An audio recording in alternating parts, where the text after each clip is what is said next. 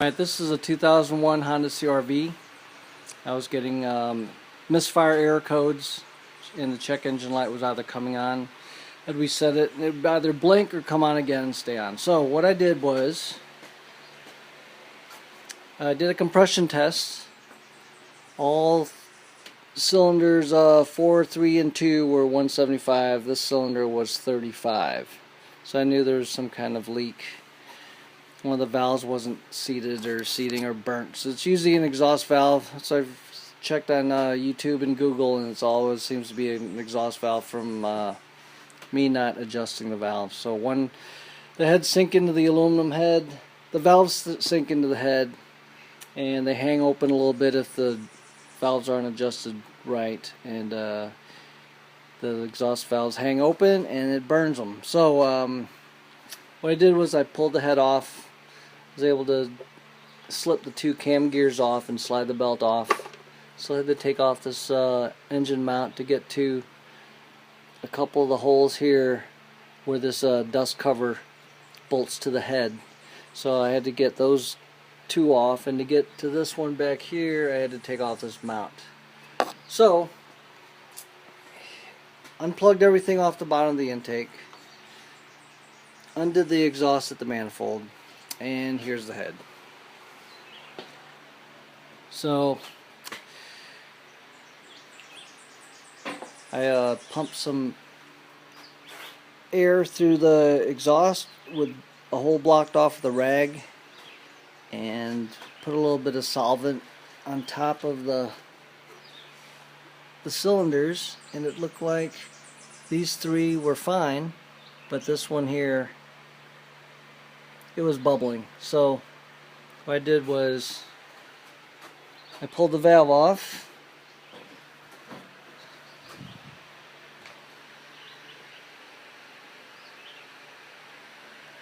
and as you can see, it's a burnt exhaust valve. See right there. So what I'm going to do, I'm going to just change this valve. This valve at O'Reilly Auto Parts is $14.99.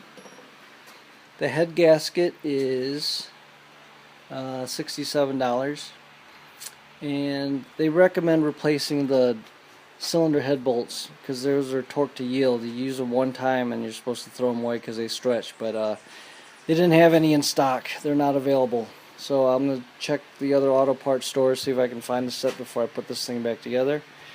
If I can't get a set within the next couple days, the old ones go back in. But as you can see, I didn't have to pull the rails off, because once you pull the rails off, you got to change your injector O-rings.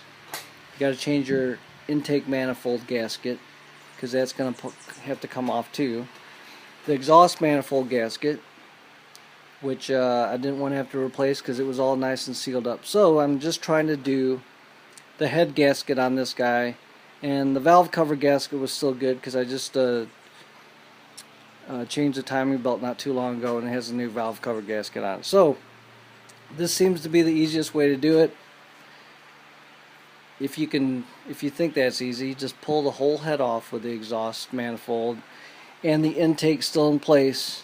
You just have to get underneath and undo everything that it's bolted to, the wiring harness, the little support bracket that holds it up, that went to this right here, that's still in there, but you just have to unplug everything.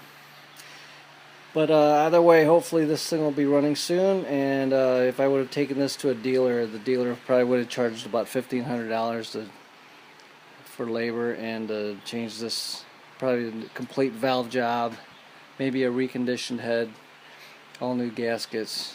So as you can see, I'm just going to try to throw the head gasket on here and get this thing running with a new valve. The thing has about 180,000 miles, and if you don't fix this engine, what are you going to sell this thing for? You know, it's a 2001, it's got a lot of miles on it. Take it anywhere and they'll give you a $500 trade-in, if that. So I'll make another video once this thing's running, and I'm going to put this thing back together. You got to pull all the cams off, both cams off, all the rocker arms. You got to make sure everything stays organized, so everything's laid out the way it came off. So good luck, because if you're looking at this, it's a pretty big job if you're looking at having to do one yourself. So good luck with that. Either pay somebody to do it or get your hands dirty, because this vehicle is in really good shape. It's just that the engine started misfiring. Right, so I'll make another video once this thing's up and running, or maybe one in between as I'm putting it back together. Okay, here is my head with the burnt valve. If you can remember, here's the burnt valve. Oh, here's the burnt valve. And here's the new valve. Got this from O'Reilly's for $14.99. Sold in pairs, but the guy said I can return one if I'm only going to use one. So what I'm going to do, I'm going to oil that hole.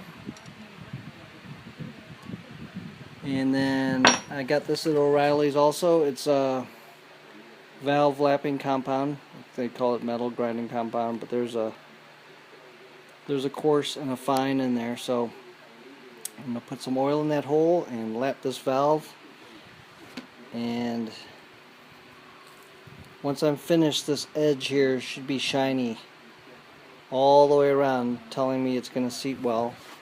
And all this around here will be nice and shiny too. Then I can check it again for air pressure leak, put some solvent in there and see if it leaks out. Alright, here's my, if you can see that, it's nice and, there's a nice fine shiny area right there. And here on the valve, it's shiny all the way around from the contact with the valve grinding compound. I use the coarse, and I don't even have a lapping suction cup hand tool, so I just kept spinning it with my thumb, pressed down on top of the valve like this, and spun the other end with it between my fingers. Just kept going back and forth until it felt really smooth. Pulled it off and looked at both surfaces, and it's nice and shiny where it cleaned off that black paint. So looks like it'll be ready to go. I'm going to go ahead and oil it, put it back in, put the valve spring back on and the keepers, and hopefully this will work.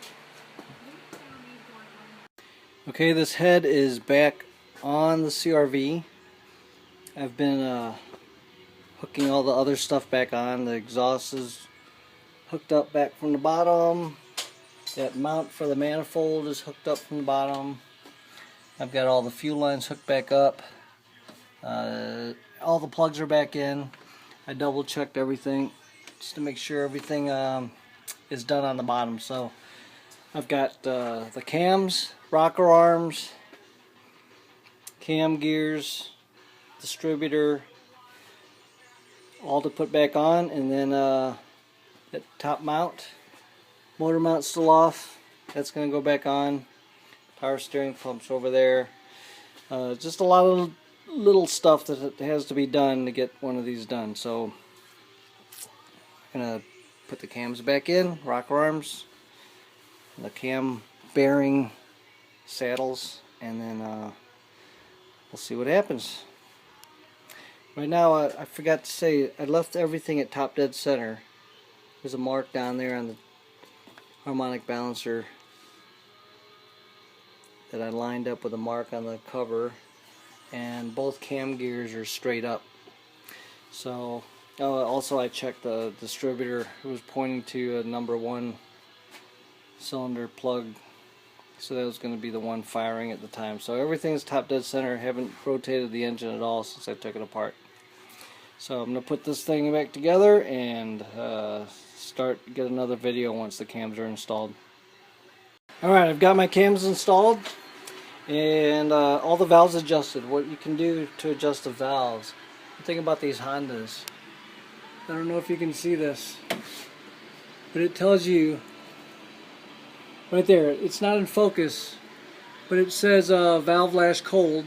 Intake valves are 0.1 millimeters plus or minus 0.02 millimeters. and exhaust is 0.18 millimeters plus or minus 0.02. So every car should have one of those up on the hood. So this is what I do for this. What I do is make sure you've got your fuel gauges. For this exhaust here, let's see, the exhaust was 0.18, okay? So I've got a 0.178 here, which is within the tolerance of 0.02 millimeters. And here's my 203. So what I do, I adjust, you've got to get the lobe opposite the rocker arm, and I adjust it so I can barely get the 203 in there, and then I crank it down even more where I can no longer get it in, and I lock it down. And then I go back with my 0.178 and test that, which is my 1.18, and it still fits in there with a slight drag. So that's telling me within 0.02 millimeters it's going to fit. See, because I can get my 0.178 in there, but I can no longer get the 203 in there. So what you do, you get your timing marks lined up.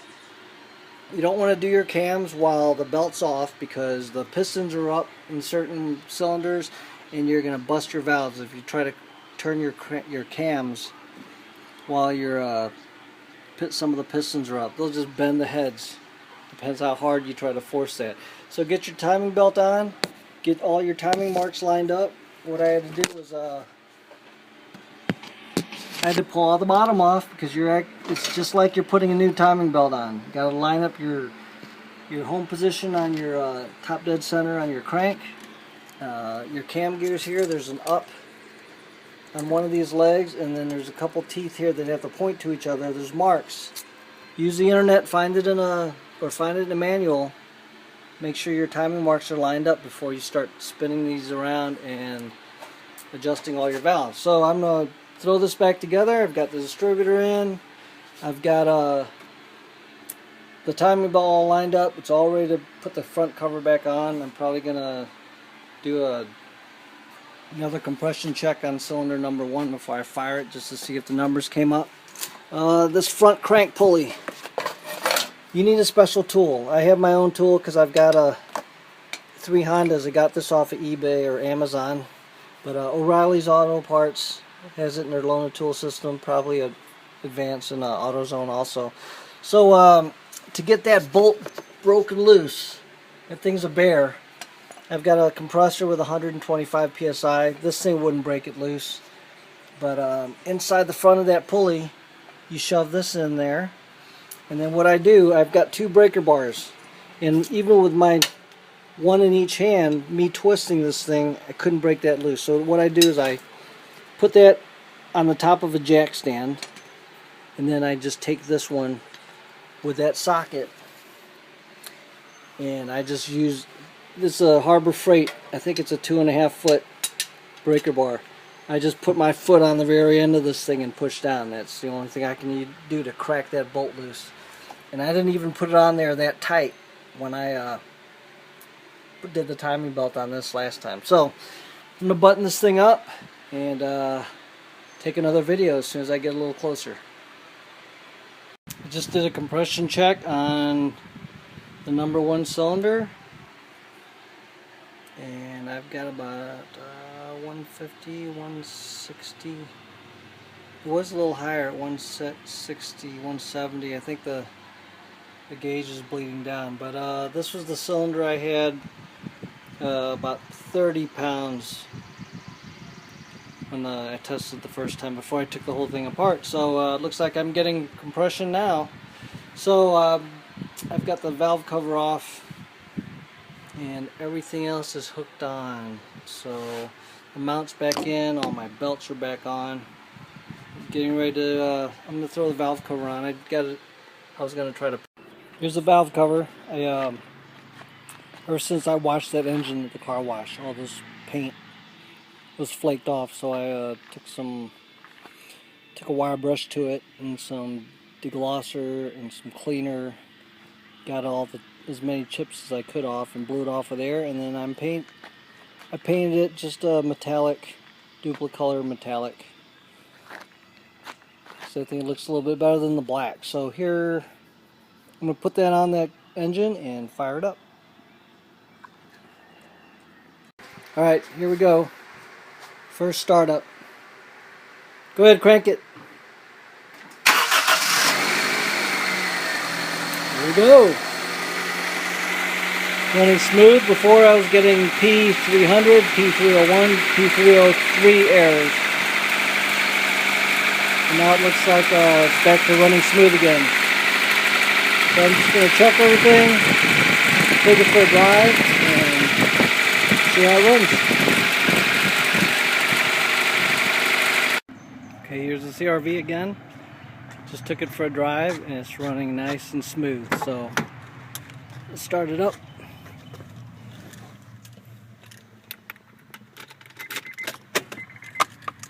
You can see this thing has 191,000.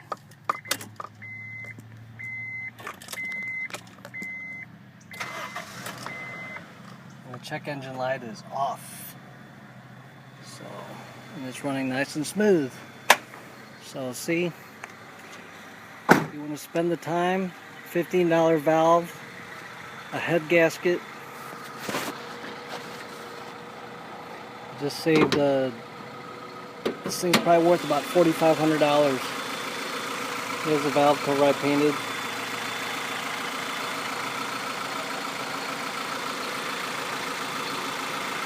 I don't have a manual check timing. What I did was I put marks on the distributor so I could put it right back where it was when I pulled it off. So here it is.